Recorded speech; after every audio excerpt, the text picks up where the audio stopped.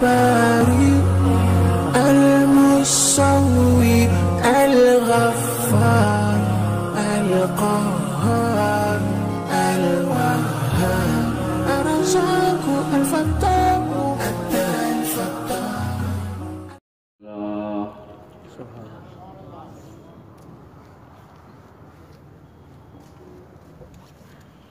الحمد لله وكفى وسلام على عباده الذين اصطفى خصوصا على سيد الرسل وخاتم الأنبياء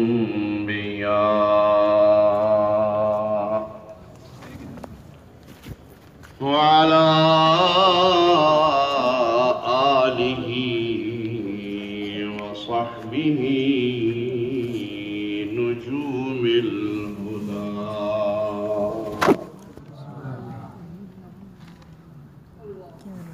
أما بعد فأعوذ بالله من الشيطان الرجيم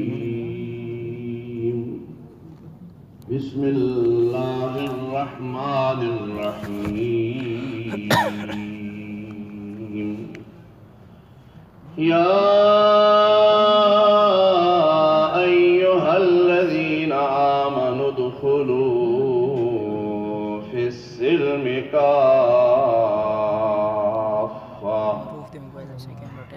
ولا تتبعوا خطوات الشيطان إنه لكم عدو مبين.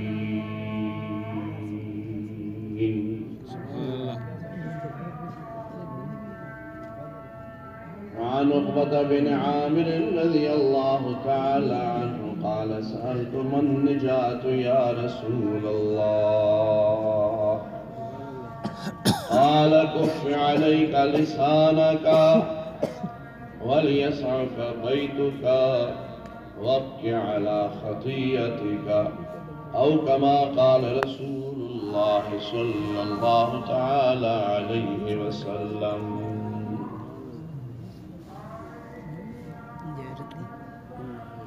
إن الله وملائكته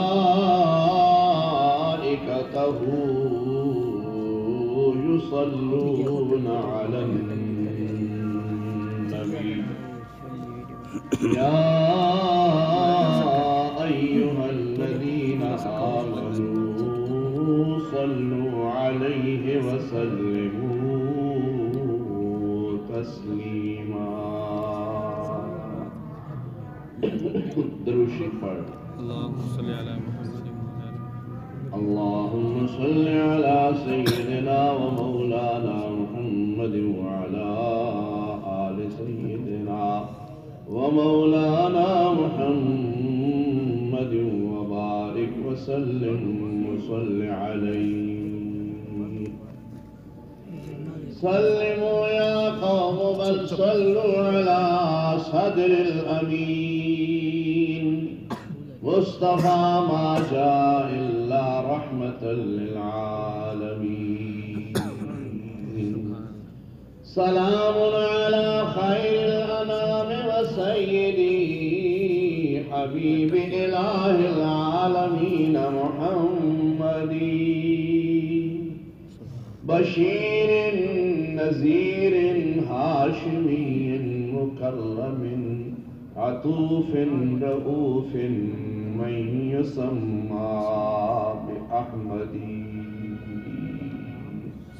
محبت کے ساتھ درود شریف پڑھ.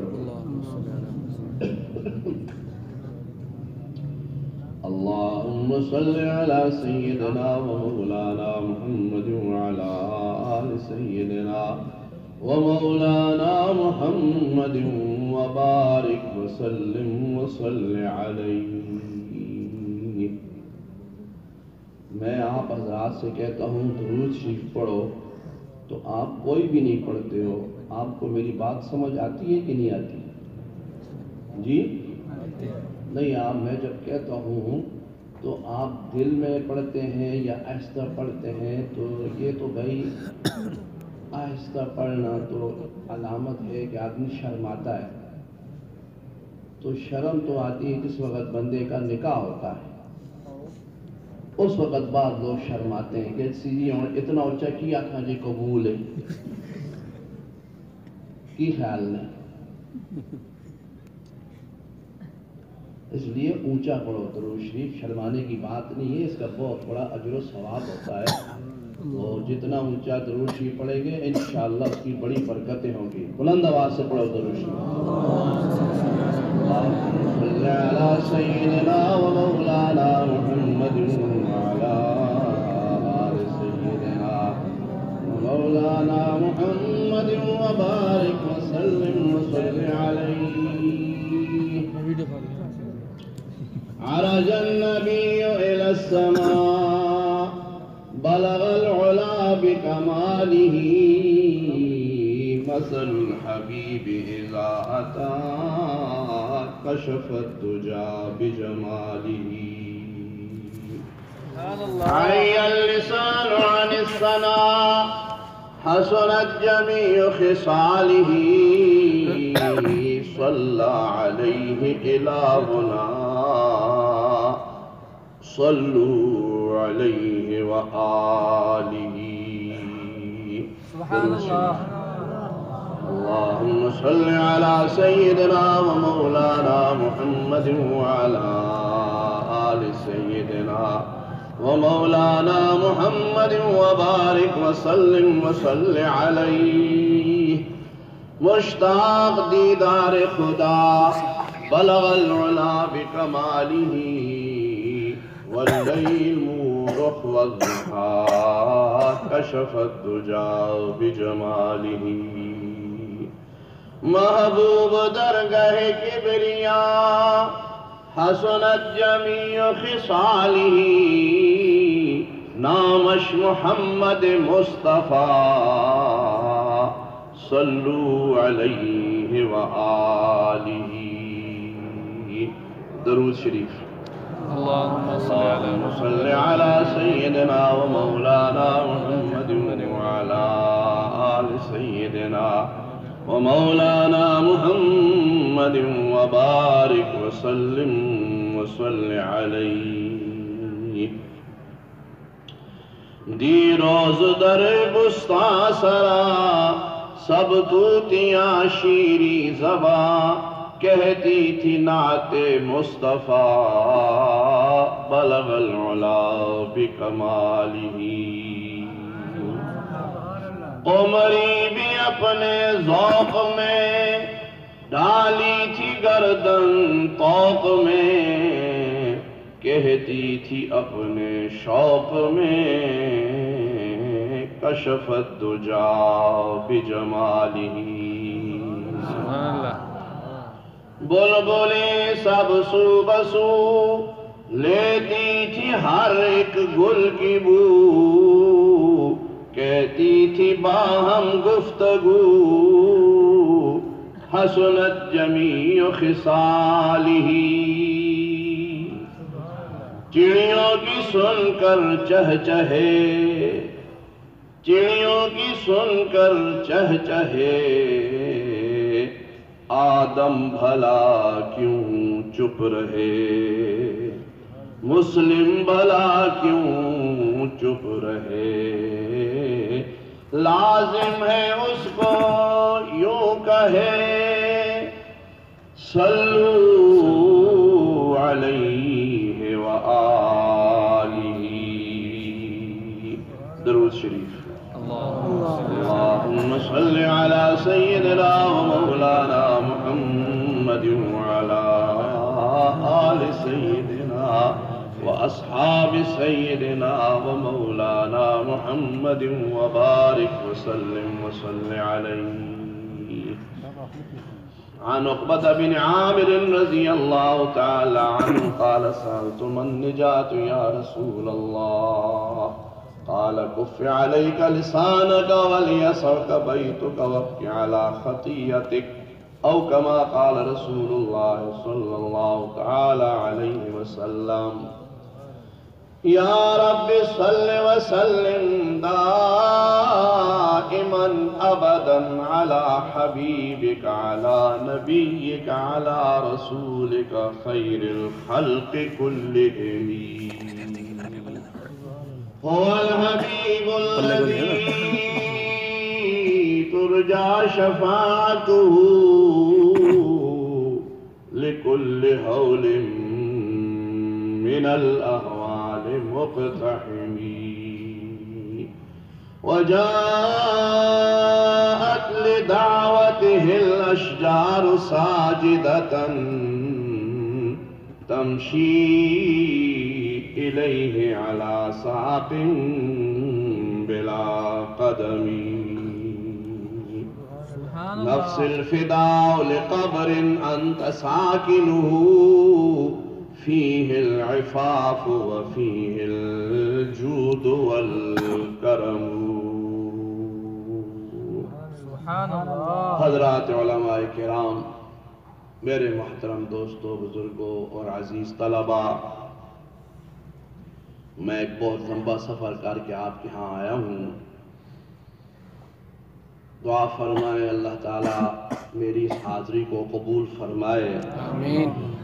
آپ حضرات کا تشریف لانا اور اس پاکیزہ محفل میں تھوڑی دیر کے لیے بیٹھ جانا اور دین کی بات سننا قبول فرمائے، اور ساتھ یہ دعا کرو کہ پھر اللہ تعالی ہم سب کو اس پر عمل کی بھی توفیق عطا فرمائے۔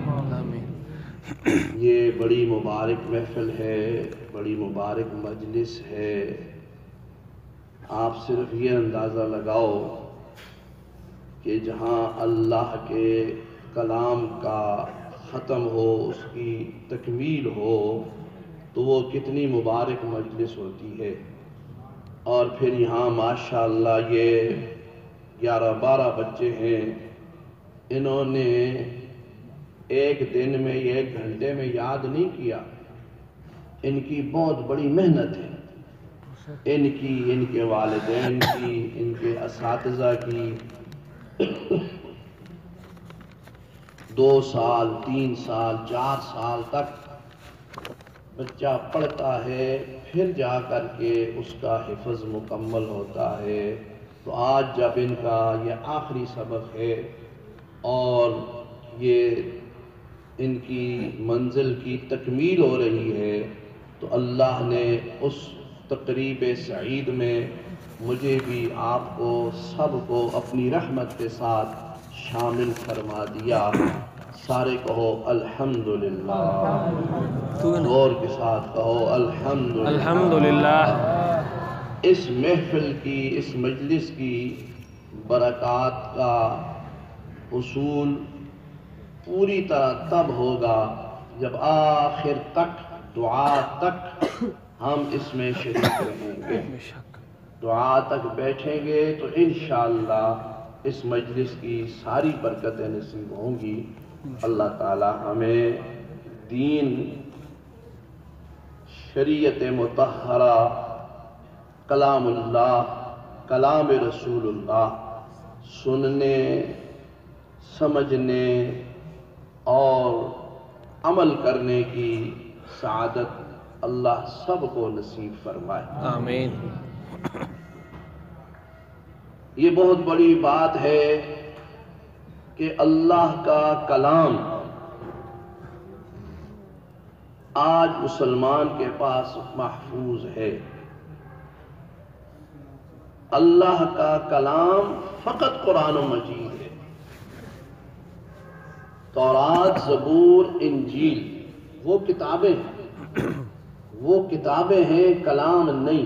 کلام فقط قرآن و مجید ہے، یاد ہے۔ اس لیے ان کی حفاظت کا ذمہ بھی نہیں اٹھایا اور وہ محفوظ بھی نہیں۔ آج پوری دنیا میں زبور کا ایک بھی حافظ نہیں، نسخہ بھی کوئی نہیں۔ تورات اور انجیل کے نسخے ہیں مگر محرف، تحریف شدہ۔ فقط ایک اللہ کا کلام ہے جو جس طرح امام الانبیاء صلی اللہ علیہ وسلم کے قلب منور پر نازل ہوا، اسی طرح آج ہمارے پاس موجود ہے اور قیامت تک موجود رہے گا۔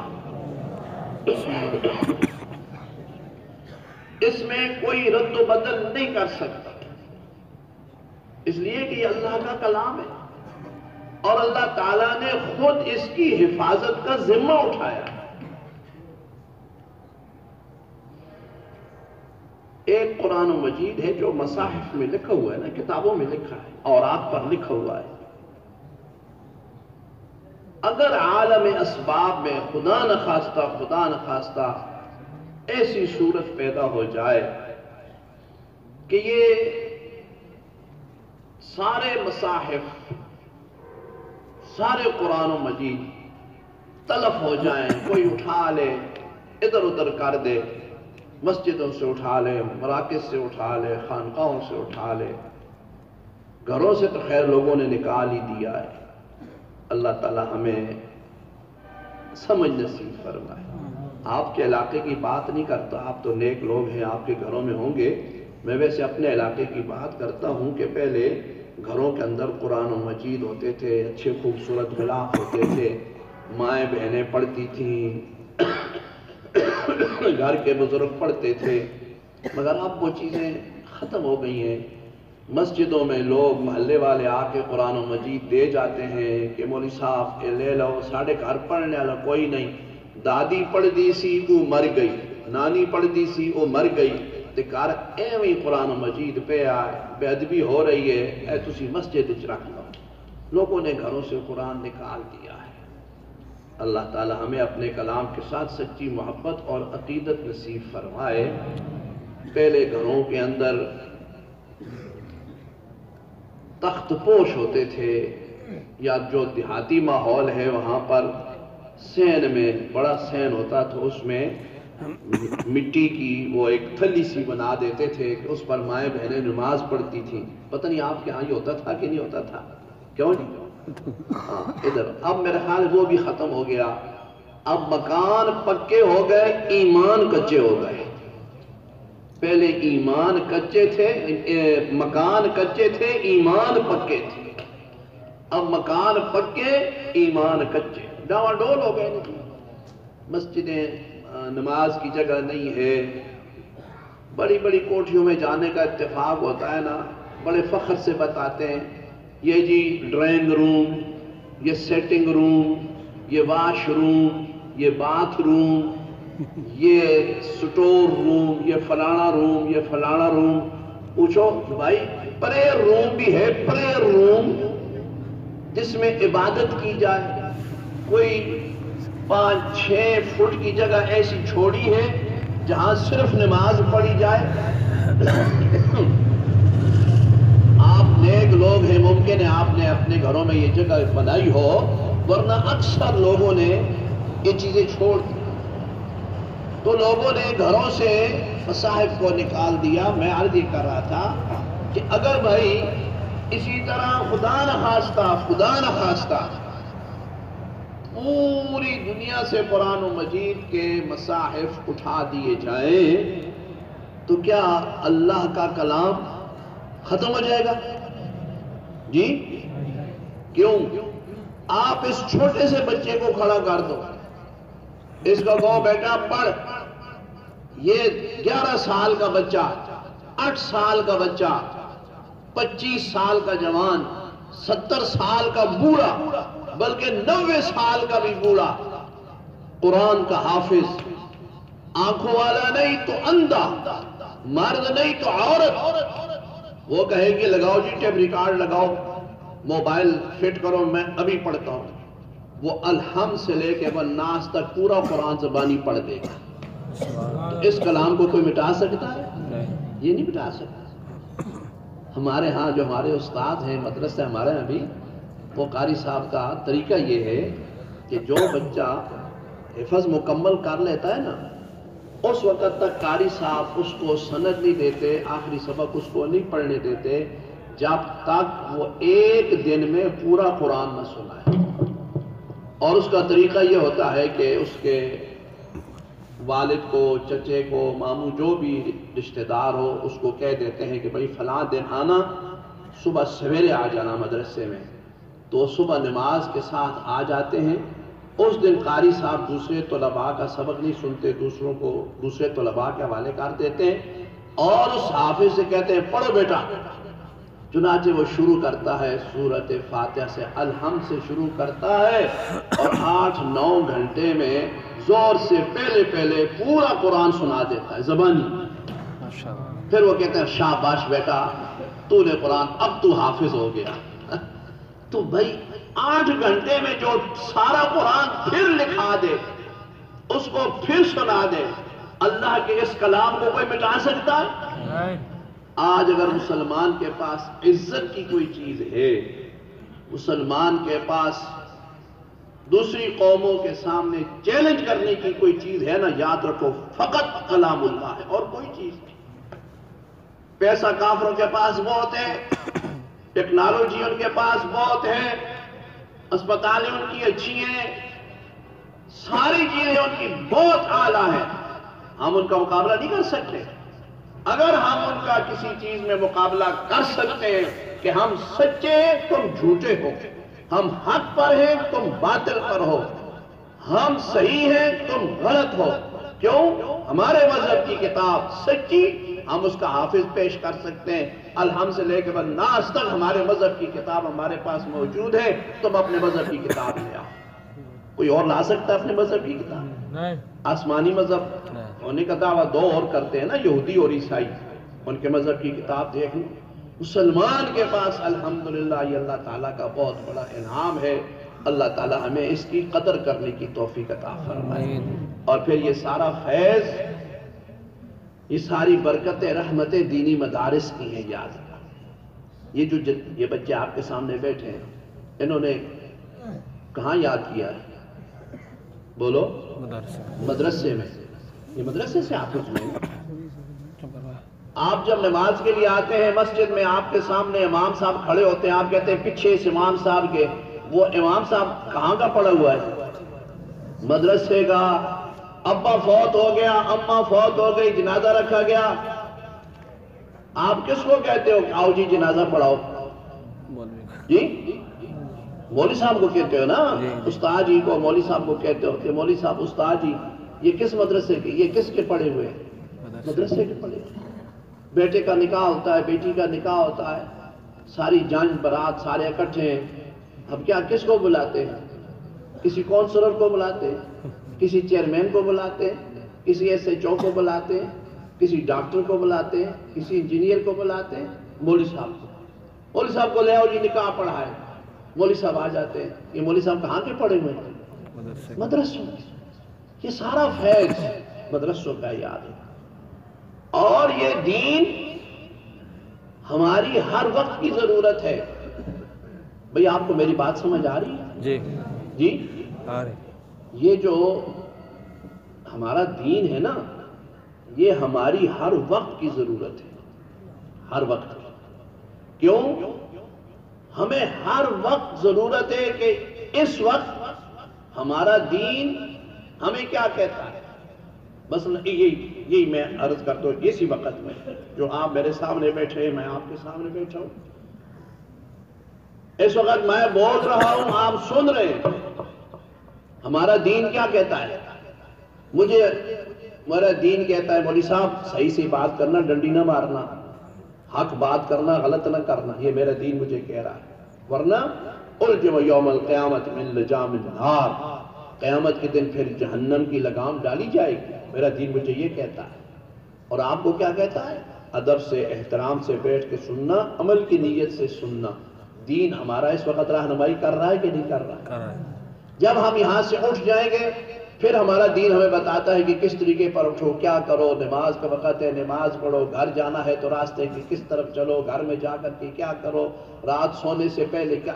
دین ہمیں ہر وقت کی ضرورت ہے. ہماری یاد ہے ہر وقت. ڈاکٹر کی ضرورت ہے مگر بیمار کو. مستری، ترخان، انجینئر، نقشہ نویس کی ضرورت ہے اس کو جو مکان بنائے. جو مکان نہیں بناتا اس کو ضرورت ہی نہیں. جو بیمار نہیں وہ کبھی اسپتال ہی نہیں گیا، ڈاکٹر کی ضرورت ہی نہیں. تو لیکن دین ہر مسلمان، مرد، عورت، چھوٹا بڑا، حاکم، محکوم، مہاجر، مسافر، مدرس، معلم، ٹھیکیدار، سرمایہ دار، غریب، عیالدار، دکاندار، ہر ایک کے لیے دین ہر وقت ضرورت ہے۔ اور الحمدللہ ثم الحمدللہ یہ علماء کے لیے بڑے فخر کی بات ہے اور قابل شکر بات ہے کہ آج ہماری ساری قوم اس سلسلے میں کسی کی محتاج نہیں، ہم اس میں خود کفیل ہیں، جبکہ دوسری جگہوں پر کروڑہا اربہا روپیہ خرچ کر کے ہم اس میں خود کفیل ابھی نہیں ہوئے۔ ابھی بھی لوگ کہتے ہیں، ہمارے سابق وزیر اعظم صاحب کہتے ہیں مجھے موقع ملا تو میں پچھلے 70 سال کا گند صاف کروں گا۔ کہتے ہیں کہ نہیں کہتے؟ تو یہ 70 سال گند پایا کس سے؟ یہ بھی تو بتاؤ نا، یہ 70 سال کا گند کس نے کیا ہے؟ آپ گند تو صاف کرو گے تو گند آپ لوگوں نے کیا نا، مولویوں نے تو نہیں کیا۔ ہماری تو مسجد پاک ہے، الحمدللہ ہمارے مدرسے صاف ہیں، ہمارے دل صاف ہیں، ہمارے عمل صاف ہیں، الحمدللہ ہمارا ریکارڈ صاف ہے، کوئی گند نہیں ہے۔ یہ گند تم لوگوں کا، اور تم نے کتنا پیسہ خرچ کیا، مدرسوں کو کیا دیا؟ مدرسوں کو ایک پیسہ نہیں ملتا۔ ہمارے جو بجٹ ہے نا، ہمارا پاکستان کا بجٹ، واقف حال لوگوں کو پتہ ہے، ایک پیسہ نہیں ہے، ایک پیسہ دینی تعلیم کے لیے۔ یہ اپنے مقصد کے لیے ادھر ادھر کچھ دیتے ہیں، باقی یہ کہ بھائی اتنا خرچہ، لیکن کالجوں، سکولوں، یونیورسٹیوں کے لیے دیکھو کتنا فنڈ ہے۔ اس کے باوجود ہمارے نوجوان انجینئرنگ کے لیے، ڈاکٹری کے لیے دوسرے ملکوں میں جاتے ہیں کہ نہیں جاتے؟ دوسرے ملکوں میں جاتے ہیں، اور جو وہاں سے پڑھ کے آتا ہے اسی کا نام زیادہ ہوتا ہے، اسی کی فیس زیادہ ہوتی ہے، اسی کا نام اونچا ہوتا ہے۔ فلاں ملک سے پڑھ کے آیا، فلاں ملک سے پڑھ کے آیا، فلاں جگہ سے ٹریڈ کی، فلاں جگہ سے انجینئرنگ کی، لیکن الحمدللہ ان مدارس کو حکومتی سطح سے کچھ بھی نہیں ملتا۔ لیکن پھر بھی آج آپ نے کبھی بھی نہیں سنا ہوگا احمد پور شرقیہ کی ایک مسجد میں امام صاحب نہیں ہے تو ہم نے انگلینڈ سے امام منگانا ہے، ہم نے چائنا سے امام منگانا ہے۔ ایک امام نہیں تو آپ کو 10 ملیں گے۔ تو یہ ساری چیزیں آپ کو کہاں سے ملتی ہیں؟ دینی مدارس سے۔ دینی مدارس نے الحمدللہ ہماری دین کی تمام ضروریات کو پورا کیا ہے۔ یہ دینی مدارس کا اس قوم پر، ہماری قوم پر بہت بڑا احسان ہے، یاد رکھو، اور ہم اس احسان کو کبھی بھی نہیں اتار سکتے۔ اللہ تعالی ہمیں اس کی قدر کرنے کی توفیق عطا فرمائے۔ میرے بھائیو اور عزیزو، چونکہ یہ مجمع میں دیکھتا ہوں ماشاءاللہ کافی تعداد میں شہر سے، قرب و جوار سے تشریف لائے، تو دین کی نسبت سے میں نے ایک حدیث پڑھی ہے آپ صلی اللہ علیہ وسلم کی، میں اسی حدیث کا ترجمہ مختصر عرض کروں گا، کیونکہ یہ ایک سبق ہے، ایک درس ہے جو سب کے لیے ضروری ہے۔ اور یہ میں بہت خوش ہوا ہوں ان منتظمین سے، ان حضرات سے، کہ انہوں نے بڑا اچھا وقت رکھا ہے، اور یہ مختصر سی چیز اچھی ہوتی ہے۔ بعض رات کو لمبے لمبے جلسے اور جناب خطبہ، ادبا، بلغا، فصحا، بہت جناب کیا کیا باتیں ہوتی ہیں، اور لوگوں سے پوچھو، مثلا میں ابھی آپ سے پوچھتا ہوں، آپ نے بھائی زندگی میں اندازاً کتنے جلسے سنے ہوں گے؟ بولو، بہت۔ کتنے سنے ہوں گے؟ بہت۔ چلو 10 کر دو، 10 10 تو سب نے سنے ہیں نا؟ جی 10 جلسوں میں آپ نے 10 علماء کی بیانات اور تقریریں سنی ہوں گی نا؟ جی میں آپ سے پوچھتا ہوں نا کہ 10 علماء کی تقریریں سنی ہوں گی نا جی؟ جی تو 10 علماء کی تقریریں، ہر عالم دین تقریباً 1 گھنٹہ تو ضروری بیان کرتا ہے، تو کتنے گھنٹے ہو گئے؟ 10 گھنٹے۔ 10 گھنٹے۔ آپ نے جو 10 گھنٹے کے بیانات علماء کے سنے ہیں، ان میں سے آپ کسی عالم دین کی 5 منٹ کی کوئی بات مجھے کھڑے ہو کے سنا دے کہ جی فلاں جگہ پر فلاں مولوی صاحب سے میں نے جلسے میں تقریر سنی ہے، ان کی 5 منٹ کی تقریر یہ ہے۔ کوئی بھی سنی؟ کوئی بھی؟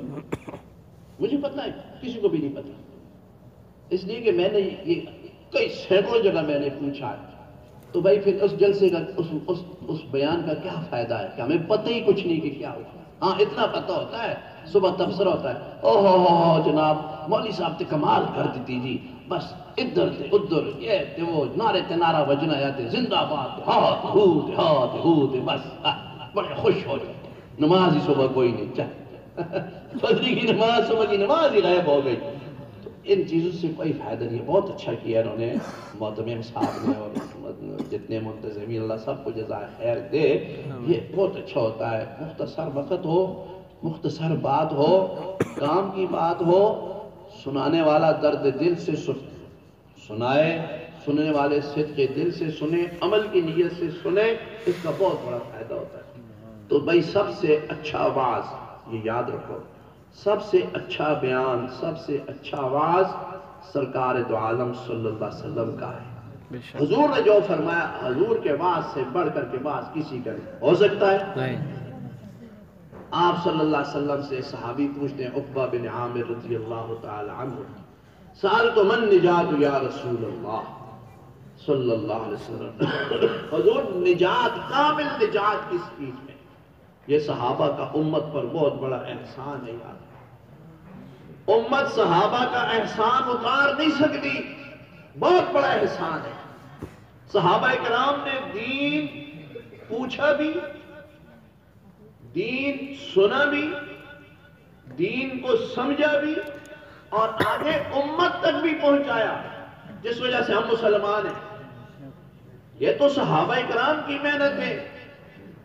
آپ صلی اللہ علیہ وسلم سے دین سنا اور پھر آگے امت تک پہنچایا. شیخ الحدیث حضرت مولانا محمد زکریہ مہاجر مدنی رحمت اللہ تعالی علیہ جن کے وہ تبلیغی جماعت والے فضائل اعمال پڑھتے ہیں نا آپ سنا ہے نا کہ نہیں سنا حضرت شیخ الحدیث صاحب جی سنا حضرت شیخ الحدیث صاحب رحمت اللہ علیہ جب بھی حج کے لیے یا عمرے کے لیے تشریف لے جاتے تو ایک طواف خصوصیت سے حضرت ابو امامہ باہلی رضی اللہ تعالی عنہ کی طرف سے کرتے تھے. ایک طواف کسی نے پوچھا حضرت اس کی کیا خاصیت ہے کہ آپ ایک طواف ہر عمرے یا حج میں حضرت ابو امامہ باہلی کے لیے کرتے ہیں. حضرت شیخ الحدیث صاحب نے فرمایا بھائی ان کا اس امت پر ایک بہت بڑا احسان ہے. کون سا؟ انہوں نے آپ صلی اللہ علیہ وسلم سے پوچھا اے اللہ کے رسول صلی اللہ علیہ وسلم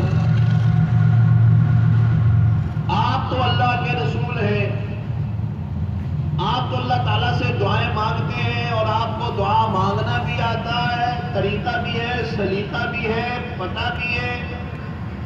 ہمیں تو حضرت کچھ پتہ نہیں اور ایسی دعائیں ہم مانگ بھی نہیں سکتے جو آپ مانگتے ہیں. تو ہمارے لیے کوئی آسان سی بات فرما دیں. اب دیکھو یہ حضرت ابو امامہ باہلی نے پوچھا نا پھر حضور صلی اللہ علیہ وسلم نے فرمایا صحابہ کرام ادب کے مارے حضور کی خدمت میں بیٹھے رہتے تھے. کوشش ہوتی تھی کہ حضور خود ارشاد فرمائیں یا باہر سے آ کر کے کوئی کہے حضور اس کو دین کی بات بتلائیں اور ہم سن لیں.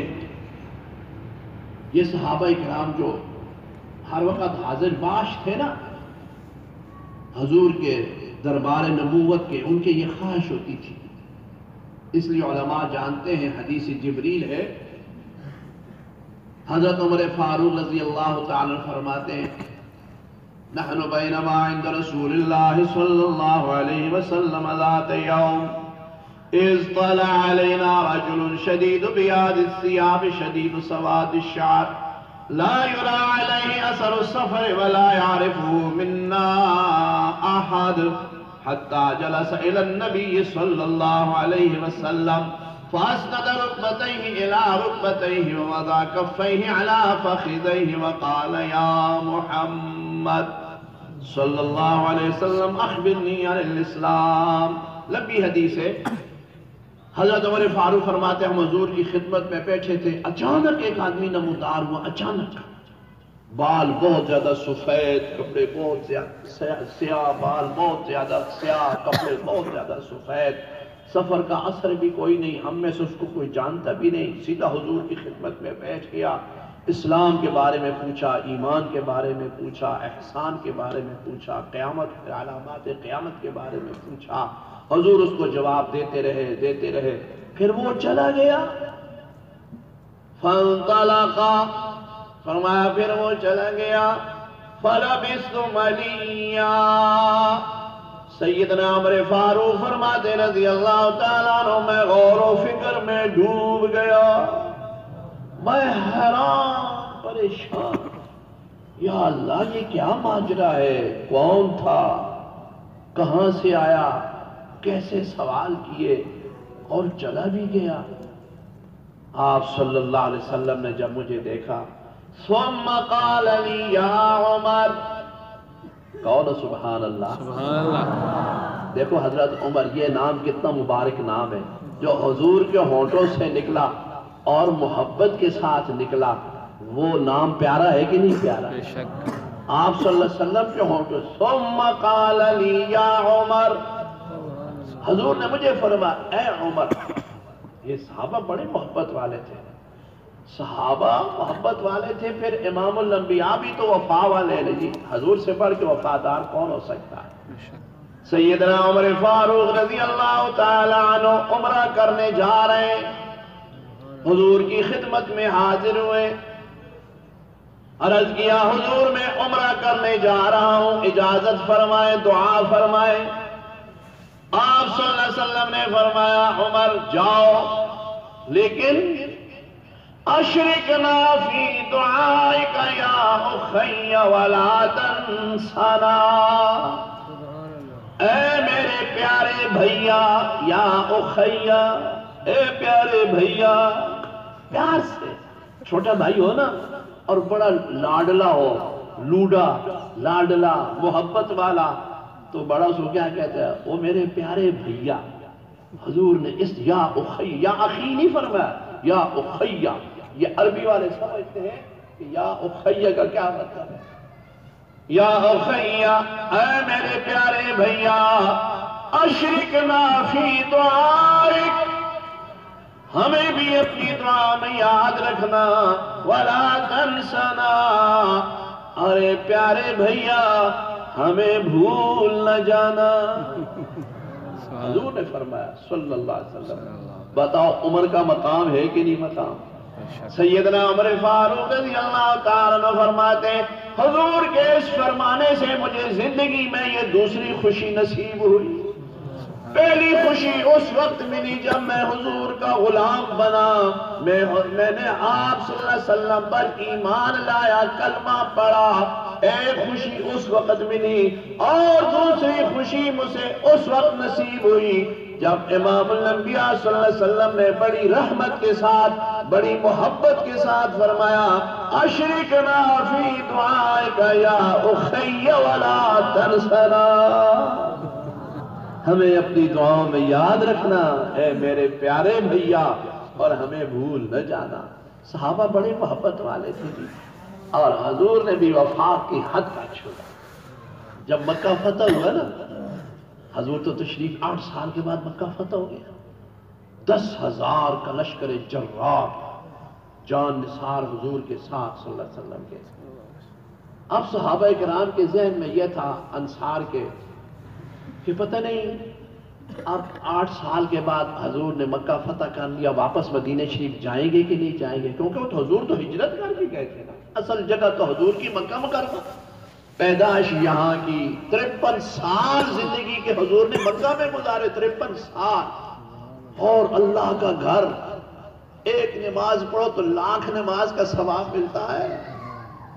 یہاں ایک بات چھوٹی سی میں عرض کر دوں، یہ میں نے وہ دیکھا آتے ہی حضرت لاہوری رحمت اللہ تعالیٰ علیہ کا ملفوظ، امام لاہوری رحمت اللہ تعالیٰ علیہ کا لکھا ہوا ہے نا، حضرت لاہوری فرمایا کرتے تھے اللہ کو عبادت سے، رسول اللہ کو اطاعت سے، خلق خدا کو خدمت سے راضی رکھو، یہ پورے قرآن کا خلاصہ ہے۔ حضرت لاہوری رحمت اللہ علیہ کا وصال ہوا ہے بھائی 1962 میں، بھائی تھک تو نہیں گئے؟ نہیں، ہم کیا ہوتے مندر سے اشارہ کرتے اچھا میں بس کر شروع کوئی تقریر نہ زیادہ شوق نہیں، نہ ہی شوق ہے کہ بھائی کوئی زیادہ لوگ ہو، دو ہوں ہمارے صاحب ہم تو بڑے اللہ کے ولی تھے، حضرت فرمایا کرتے تھے بیٹا دو ہو نا، دو سننے والے مخلص ہوں جو تیری بات سنے شوق سے اور عمل کی نیت سے سنے، فرمایا کرتے تھے ان 100 سے اچھے ہیں جو ٹھگ ہوں، سنتے ہیں بات مانتے نہیں، اس کو کوئی فائدہ نہیں، دو ہوں سن کے مان لیں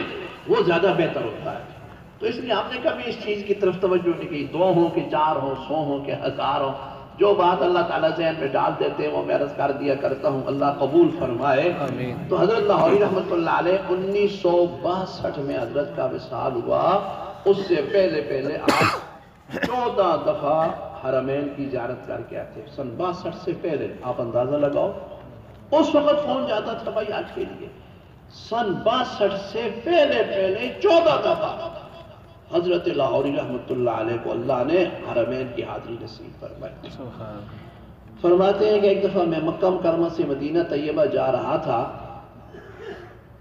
تو وہاں کچھ ساتھی تھے ساتھ، تو وہ مجھے کہنے لگے کہ مولانا آپ کہاں جاتے ہو؟ فرمایا مدینہ منورہ۔ جی 1,00,000 نماز چھوڑ کے 1,000 کے پیچھے جاتے ہو؟ دیکھو نا اس نے بات تو کر دی، یہ وسوسے تو ڈال دیتے ہیں نا لوگ کہ یہاں ہے 1,00,000 کا ثواب اور مدینہ طیبہ مسجد نبوی میں کتنا ہے؟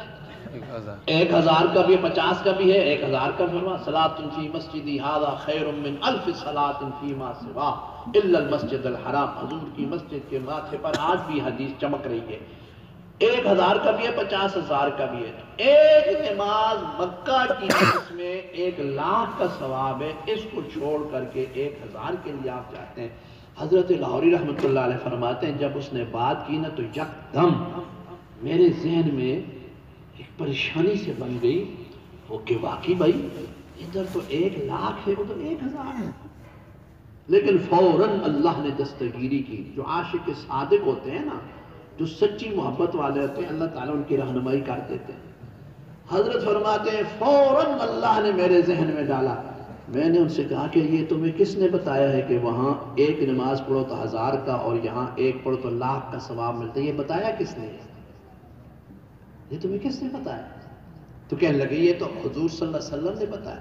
فرمایا حضور نے فرمایا نا، یہ حضور نے فرمایا کہ بیت اللہ میں نماز پڑھو مسجد حرام میں تو ایک نماز کا ثواب 1,00,000 کا ملے گا، اور یہاں میری مسجد میں پڑھو تو 1,000 کا۔ حضور نے فرمایا نا؟ کہنے لگے جی۔ فرمایا پھر تم کتنے بے وفا ہو، پھر ان کا شکریہ ادا کرنے نہیں جاتے ہو؟ پھر حضور کی خدمت میں جاؤ، شکریہ تو ادا کرو، حضور آپ کا شکریہ، یہ آپ نے فرمایا کہ وہاں تو میں تو حضور کی خدمت میں شکریہ ادا کرنے جا رہا ہوں۔ تو بہرحال میں عرض کر رہا تھا کہ سیدنا عمر فاروق رضی اللہ تعالی عنہ اور سارے صحابہ بڑی محبت والے تھے، جانیں قربان کی، مال قربان کی، اولاد قربان کر دی، سب کچھ۔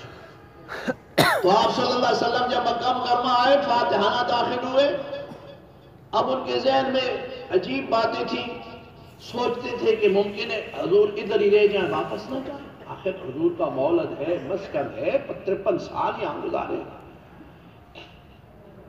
جب اس کے بعد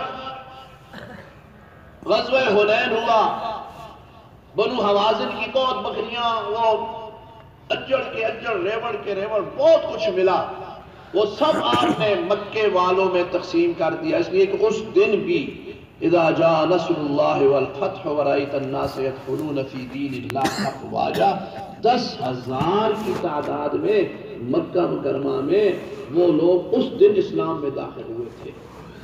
اور یہ بھی یاد رکھو قرآن نے فیصلہ کر دیا، فضل اللہ المجاہدین علی القاعدین اجرا عظیما، اور دوسری جگہ فرمایا وَكُلًّا وَعَدَ اللَّهُ الْحُسْنَى، یہ بھی قرآن ہے یاد رکھو۔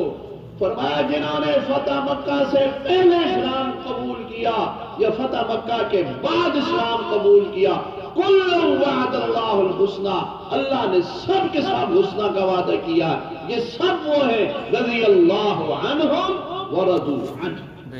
آپس میں درجات ہیں، جس طرح انبیاء کے درجات آپس میں ہیں، صحابہ کے بھی آپس میں درجات ہیں، لیکن ہیں سب صحابہ. فتح مکہ سے پہلے یا فتح مکہ کے بعد، من بعد الفتح وقاتل اولئک اعظم درجۃ من الذین انفقوا من بعد وقاتلوا وکلا وعد اللہ الحسنى. اللہ ہمیں سمجھنے کی توفیق عطا فرمائے. تو قبیلہ بنو حوازن کا سارا مال حضور نے مکے والوں کو دے دیا نا، تو انصار مدینہ نے کچھ اس قسم کی باتیں کی کہ بھئی مال غنیمت میں ہمیں کیوں نہیں حصہ ملا؟ مال غنیمت جیسا پاکیزہ مال تو ہے کوئی نہیں. حضور نے سب کو دے دیا، ہم سے کوئی ناراضگی ہو گئی، کوئی غلطی ہو گئی، واللہ اعلم کیا ہو گیا. صحابہ مدینے کے انصار مدینہ پریشان ہو گئے.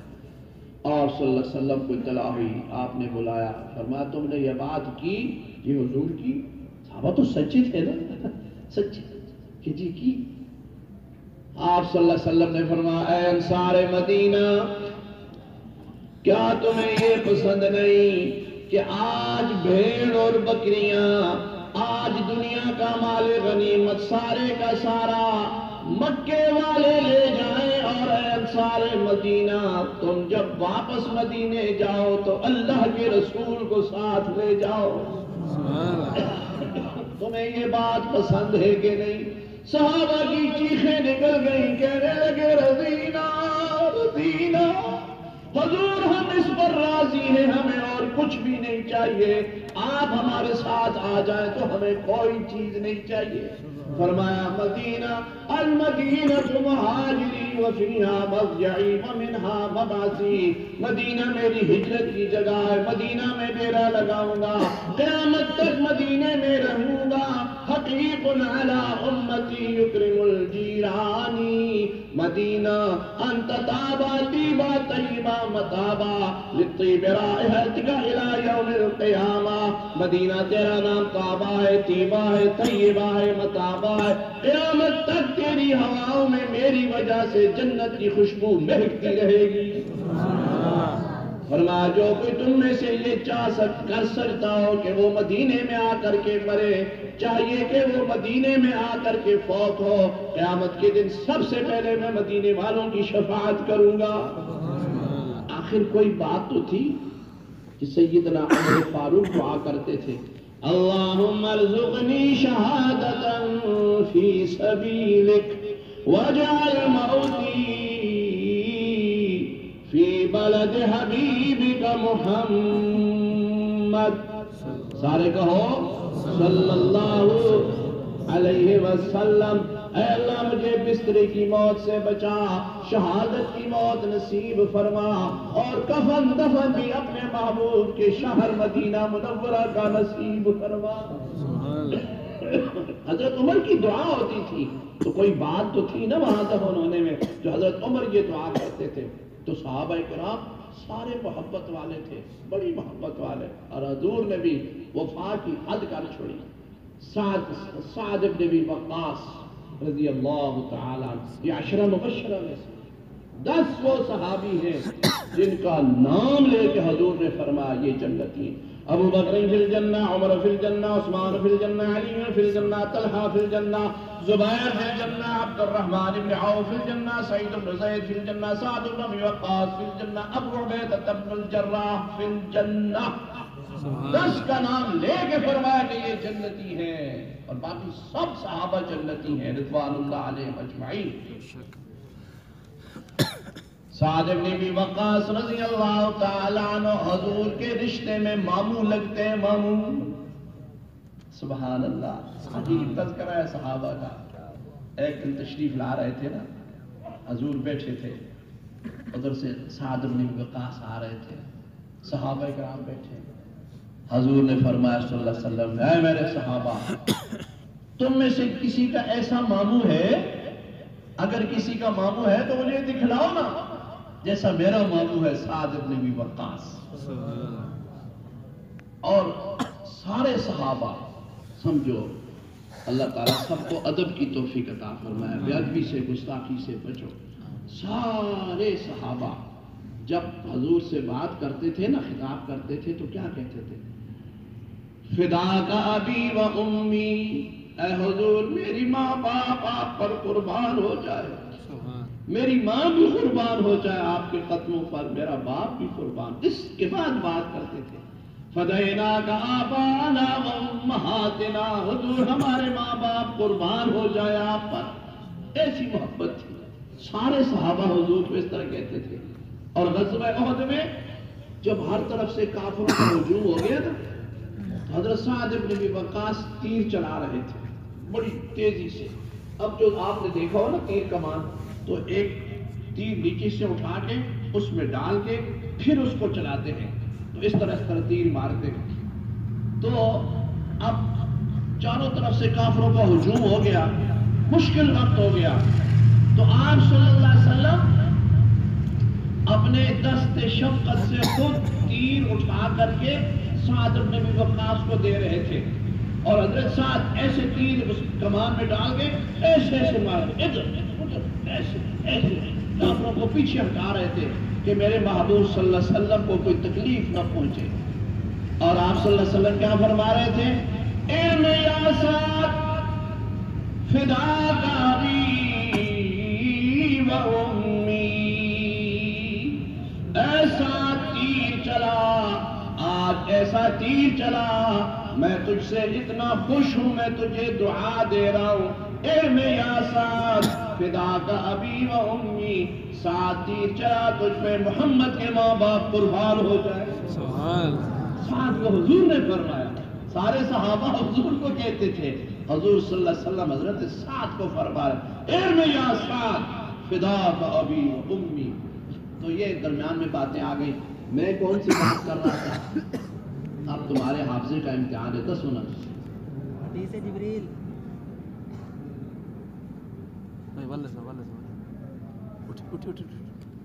ماشاءاللہ ماشاءاللہ، ایک نوجوان حضرت ابو امامہ باہلی رضی اللہ عنہ، ان کا نام ہے سدی، عجلان کے صاحبزادے، عن ابی امامہ سدی بن عجلان الباہلی رضی اللہ تعالی عنہ۔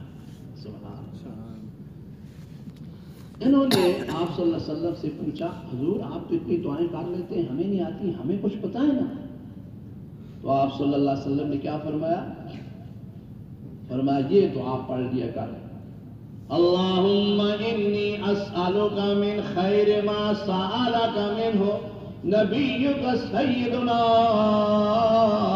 محمد صلی اللہ علیہ وسلم، وأعوذ بک من شر ما استعاذک منہ نبیک سیدنا محمد صلی اللہ علیہ وسلم، اے میرے اللہ مجھے تمام وہ خیر اور بلائیاں عطا فرما جو تجھ سے تیرے نبی نے مانگی ہیں، اور ان تمام شرور و فتن سے حفاظت فرما جن سے تیرے محبوب نے تجھ سے حفاظت مانگی ہے۔ ساری دعائیں آ گئی کہ نہ آ گئی؟ اس لیے یہ علماء نے عجیب عجیب باتیں بتائی ہیں، اللہ علماء کو بھی جزائے خیر نصیب فرمائے۔ اب وقت نہیں ہے ورنہ میں آپ کو تفصیل طبیعت میری کھل گئی، پہلے تھکاوٹ تھی، پتہ نہیں مجھ تسی تھک گئے یا نہیں تھک گئے ہو، لیکن بہرحال چند باتیں ہیں میں کر دوں، زندگی کا کوئی پتہ نہیں ہوتا بھائی، تسی نہیں تھک گئے ہو؟ یہ میرے ساتھی بہت پرانے، ہم سعودی عرب میں اکٹھے ہوتے تھے، تو تھک تو گئے یہ بھی، بس منہ کھولنے میں دیکھنے میں خیر نہیں، پھنسے ہوئے یہ بھی میرے ساتھ بیٹھے ہیں، جب تک میں بیان کروں گا ان کو تو میں نہیں اٹھنے دیتا، تسی اٹھ جاؤ، تسی میرے قابو ہے کوئی نہیں ہو، بار ان کو میں نہیں اٹھنے دیتا۔ تو میں عرض کر رہا تھا، حضرت عمر فاروق رضی اللہ تعالی عنہ، ان سے جب حضور نے فرمایا نا، ثم قال لی یا عمر، مجھے حضور نے فرمایا اے عمر، میں بنیادی بات یہ تھی کہ صحابہ کا امت پر احسان ہے کہ آپ صلی اللہ علیہ وسلم سے پوچھا اور پھر آگے امت تک پہنچایا۔ اب دیکھو حضرت ابو امامہ باہلی رضی اللہ تعالیٰ نے کیسی بات سن کر کے، حضرت ابو امامہ باہلی نہ پوچھتے، حضور نہ بتاتے، جب نہ بتاتے تو ہم تک بات پہنچتی، ہم تک نہ پہنچتی، پوچھا، حضور نے بتلایا، آگے آپ سب کو فائدہ ہو رہا ہے۔ تو یہاں حدیث جبریل میں بھی سیدنا عمر فاروق نے پوچھا، آپ صلی اللہ علیہ وسلم نے فرمایا یا عمر اتدری من السائل، اے عمر تجھے پتہ ہے یہ سائل کون تھا؟ یہ جو ابھی آیات نے اس نے سوال کے اسلام، ایمان، احسان، تو میں نے کہا قلت اللہ ورسولہ اعلم، میں نے عرض کیا اللہ جانے، اللہ کا رسول جانے، حضرت ہمیں کیا پتا۔ یہ بھی صحابہ کا ادب تھا، نہیں کہتے تھے ہمیں یہ پتا ہے۔ بعض لوگوں کے ادب کوئی بات بھی پتہ نہ ہو ضرور ٹانگ اڑاتے ہیں، ضرور، حالانکہ کوئی کہہ دے نہیں جی میرے نہیں پتا تو اس میں کون سی قباحت ہے۔ لیکن بعض لوگوں کی عادت ہوتی ہے اس کو جو بھی پوچھو پتہ ہے یا نہیں، وہ ضرور کوئی نہ کوئی نہ کون ضرور مال دے۔ ہمارا ایک دوست تھا، وہ ایک دفعہ جا رہا تھا تو اس سے ہمارے حضرت رحمۃ اللہ علیہ نے سفر میں جا رہا تھا تو راستے میں ایک دریا آ گیا، تو حضرت نے اس سے پوچھا کہ یہ کون سا دریا ہے جی؟ اب دیکھو اس کو پتہ نہیں تھا، تو اللہ کا بندہ ایسے نہیں کہتا کہ حضرت مجھے نہیں پتا، تو کچھ دیر میں کہتا ہے حضرت یہ کوئی مقامی دریا ہے، مقامی دریا، نام نہیں پتا، مقامی دریا۔ بھائی مقامی دریا کا کیا مطلب ہے؟ دریا ہرو، دریا چناب، دریا ستک، دریا بیاس، دریا سندھ، دریا راوی، یہ نام ہوتے ہیں نا، اس کو یہ تھے۔ اب یہ نہیں کہتا کہ حضرت مجھے پتہ نہیں، ٹول مار ہی دیتا اس، اب یہ کوئی مقامی دریا ہے۔ صحابہ کرام کا ادب تھا، بولتے نہیں تھے، اکثر سوالات کے جوابات نہیں دیتے تھے کہ پتہ نہیں اس جواب میں کیا حکمت ہے، حضور خود ارشاد فرماتے قلت اللہ ورسولہ اعلم۔ سیدنا عمر فاروق رضی اللہ تعالیٰ عنہ عرض کرتے ہیں حضور میں کیا، مجھے کیا پتا، اللہ جانے، اللہ کا رسول جانے۔ آپ صلی اللہ علیہ وسلم نے فرمایا ھذا جبریل، اے عمر یہ جبریل تھا، اتاکم یعلمکم دینکم، تمہارے پاس آیا تمہیں تمہارا دین سکھلا کر کے چلا گیا۔ صحابہ کرام وہ خوش قسمت ہیں جنہوں نے اپنی ان آنکھوں سے امام الانبیاء صلی اللہ علیہ وسلم کو بھی دیکھا اور سید الملائکہ جبریل کو بھی دیکھا۔ حضرت جبریل علیہ السلام ایک صحابی حضرت دحیہ کلبی رضی اللہ تعالیٰ عنہ مدینہ منورہ کے ہیں، یہ بڑے خوبصورت صحابی تھے، بہت اللہ نے بڑا حسن و جمال بخشا تھا، لیکن حسن و جمال بھی تھا اور ساتھ شرم و حیا بھی تھی۔ یہ وہ حسن اچھا ہوتا ہے جو حسن یوسف ہو نا۔ اللہ یوسف علیہ السلام والی جوانی سب جوانوں کو نصیب فرمائے، اللہ تعالی ہمیں ہم بوڑھوں کو بھی فکر آخرت نصیب فرمائے۔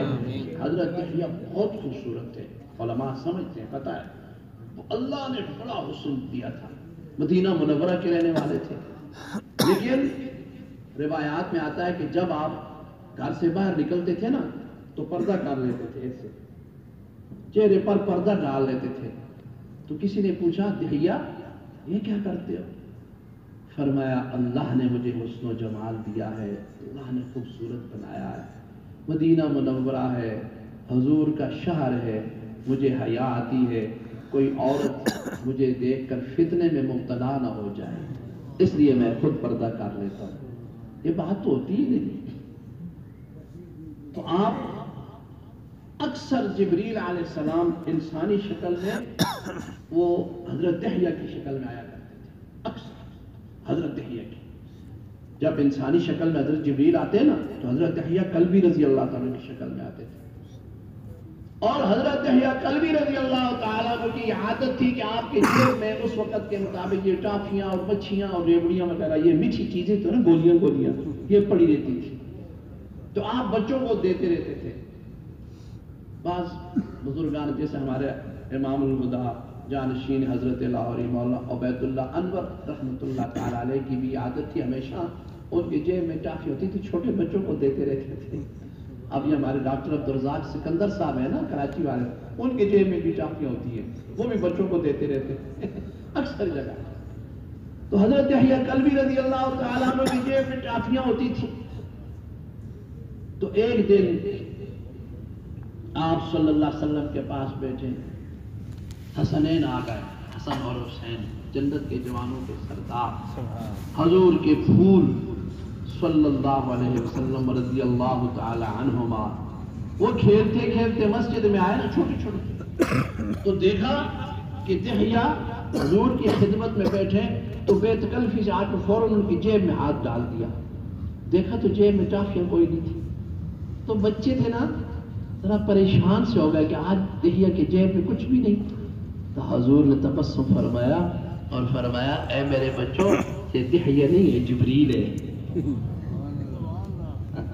کیونکہ جبریل سب دحیہ کی شکل میں آتے تھے، یہ دحیہ نہیں ہے یہ جبریل ہے، اس لیے اس کی جیب میں ٹافیاں نہیں ہے، وہ دحیہ کی جیب میں ہوتی ہے۔ تو خیر بات کہاں سے کہاں چلی جاتی ہے، میں عرض یہ کر رہا تھا کہ صحابہ کرام وہ ہیں جن کی شکل میں جبریل علیہ السلام آتے تھے، صحابہ وہ ہیں جنہوں نے اپنی آنکھوں سے سید الانبیاء والمرسلین کو بھی دیکھا اور امام الانبیاء صلی اللہ علیہ وسلم کو بھی دیکھا۔ تو شروع میں نے بات عرض کی تھی، اب اتنا وقت بھی نہیں، میں تھک بھی گیا ہوں، لیکن چلو میں آپ کو آج اس کا حدیث کا ترجمہ سنا کے بات ختم کرتا ہوں۔ حضرت عقبہ بن عامر رضی اللہ تعالیٰ نے حضور سے پوچھا سألت من نجات یا رسول اللہ، حضور نجات کس چیز میں ہے صلی اللہ علیہ وسلم؟ تو آپ نے 3 باتیں فرمائی، یہ آخری یہ سبق میں آپ کو یاد کرانا چاہتا ہوں تاکہ کل پرسوں کوئی بھی عالم دین، کوئی مولوی صاحب آپ سے پوچھے نا کہ بھائی تم نے اتنا عرصہ باتیں سنی ہے تو کسی مولوی صاحب نے کوئی بات سناؤ، تو مولوی کی بات کو چھوڑو بھائی، میں حضور کی 3 باتیں آپ کو سناتا ہوں، یہ بات یاد رکھیں، یاد کر لو گے؟ پکی انشاءاللہ کرے، کچی انشاءاللہ نہ کرے۔ 3 باتیں ہیں، صرف 3 مختصر سے۔ صحابی نے کیا پوچھا؟ من نجات یا رسول اللہ صلی اللہ علیہ وسلم، حضور کامل نجات کس چیز میں، یعنی دنیا میں بھی نماز روزہ حج زکوٰۃ فرض ہے تو ضروری ہے نا، اس دنیا میں بھی نجات ہو، کوئی پریشانی نہ ہو، کوئی جھگڑا نہ ہو، کوئی فساد نہ ہو، کوئی کسی قسم کا کسی کا حق تلفی نہ ہو، بڑا پاکیزی کی بڑی اچھی مبارک زندگی گزر جائے۔ حضرت وہ فرمائے میں کیا کروں؟ تو آپ صلی اللہ علیہ وسلم نے 3 باتیں فرمائی کہ ان 3 باتوں پر عمل کر۔ کتنی باتیں؟ 3۔ کف علیک لسانک، پہلی بات فرمائی اس زبان کو کنٹرول میں رکھ، یہ زبان کو قابو میں رکھ۔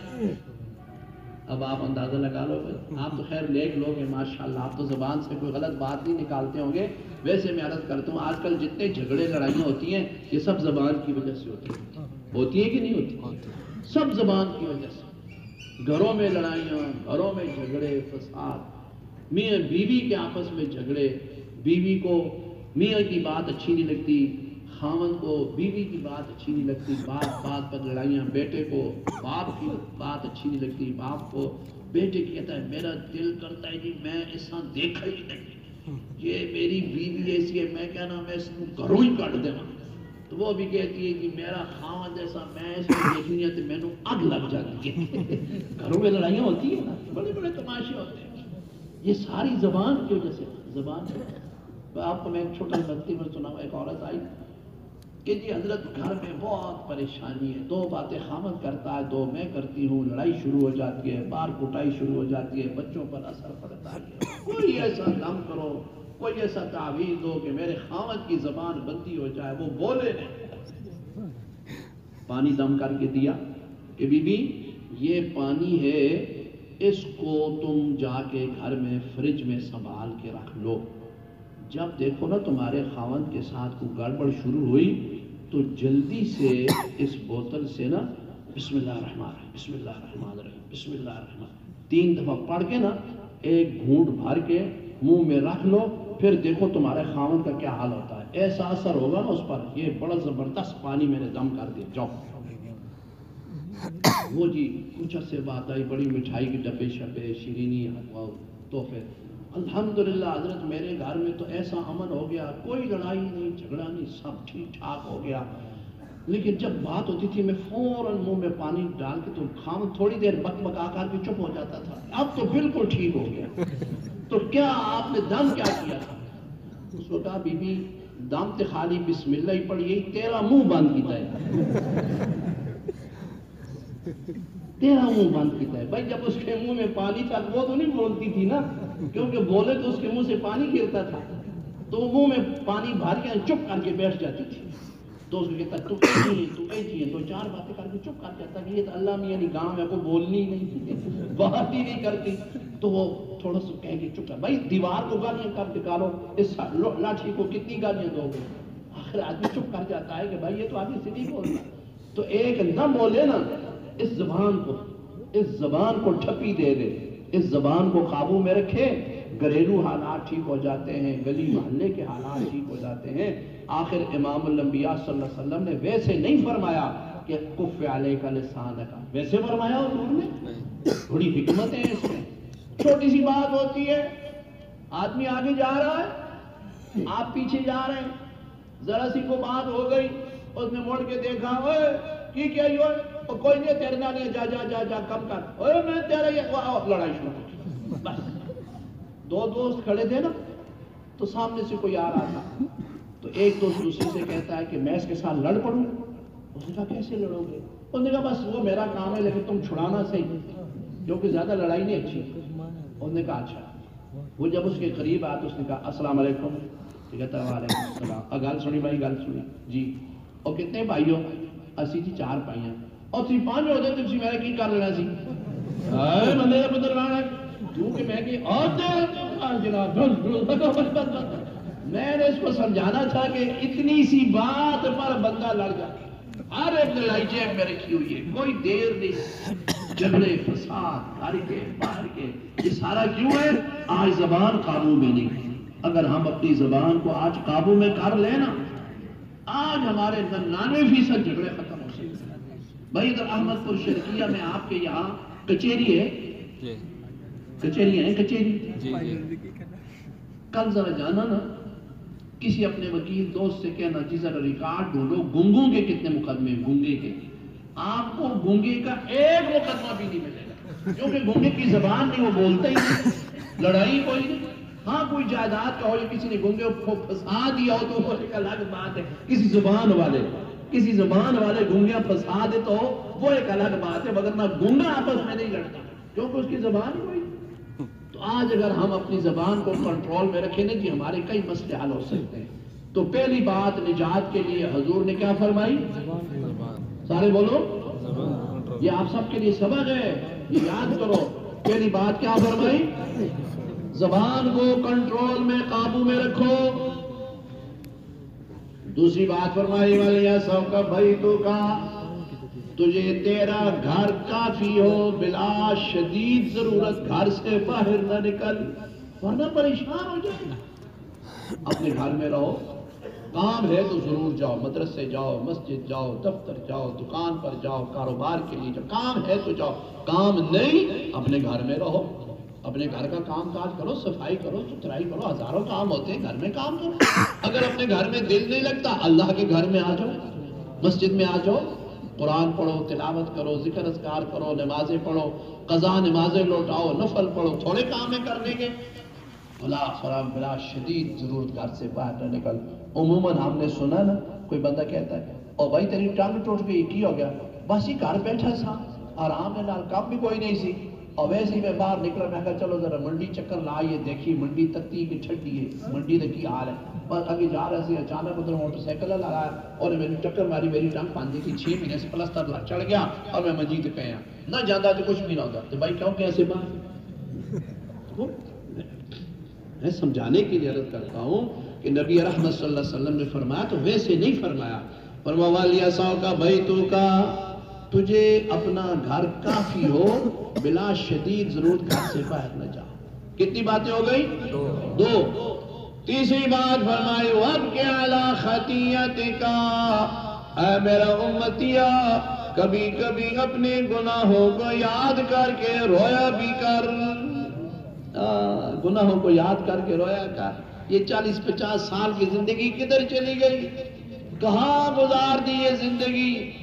گناہوں میں گزر گئی، غفلت میں گزر گئی، کوئی ایسا عمل نہیں جس کو لے کر کے اللہ کے سامنے پیش ہوں گے۔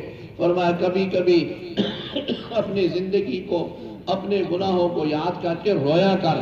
یہ رونا بھی اللہ کو بڑا محبوب ہے۔